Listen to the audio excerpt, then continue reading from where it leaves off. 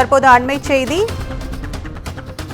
தஞ்சை மாவட்டம் கல்லணையிலிருந்து டெல்டா பாசனத்திற்காக 19,528 கன அடி தண்ணீர் திறக்கப்பட உள்ளது. கூடுதல் செய்திகளை வழங்க எமது செய்தியாளர் சரவணன் வழங்க கேட்கலாம். சரவணன், கூடுதல் விவரங்கள். வணக்கம் கற்பகம். தஞ்சை உள்ளிட்ட டெல்டா மாவட்டங்களில் வழக்கமாக ஜூன் 12 குறுவை சாகுபடிக்காக தண்ணீர் திறக்கப்படும்.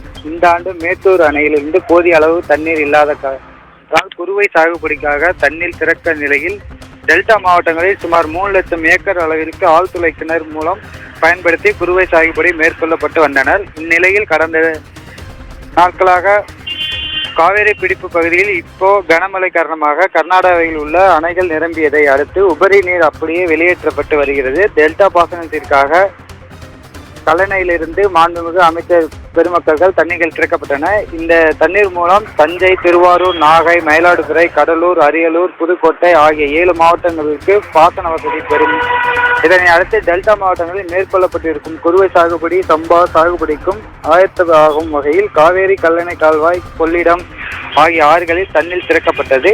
காவேரி டெல்டா மாவட்டங்கள் சம்பா சாகுபடிக்காக தஞ்சை மாவட்டம் கல்லணையிலிருந்து வினாடிக்கு 3,400 கனஅடி விதமும் தண்ணீர் திறக்கப்பட்டுள்ளது. காவேரி வினாடிக்கு 1,500 கனஅடி, வெண்ணாற்றில் 1000 கனஅடி, கல்லணை கால்வாய் வினாடிக்கு 500 கனஅடி, கொள்ளிடத்தில் வினாடி 400 கனஅடி வீதமும் மொத்தம் 3,400 கனஅடி திறக்கப்பட்டது. தற்போது கூடுதலாக திறக்கப்பட்டுள்ளது. தஞ்சை மாவட்டம் கல்லணையிலிருந்து டெல்டா பாசனத்துக்காக தற்போது 19,528 கனஅடி தண்ணீர் திறக்கப்பட்டுள்ளது. காவேரியில் 8,509 கனஅடியும், வெண்ணாற்றில் 8,506 கனஅடியும், கல்லணை கால்வாயில் 2,513 கனஅடியும் என மொத்தம் கல்லணையில் இருந்து 19,528 கனஅடி வெளியேற்றம்.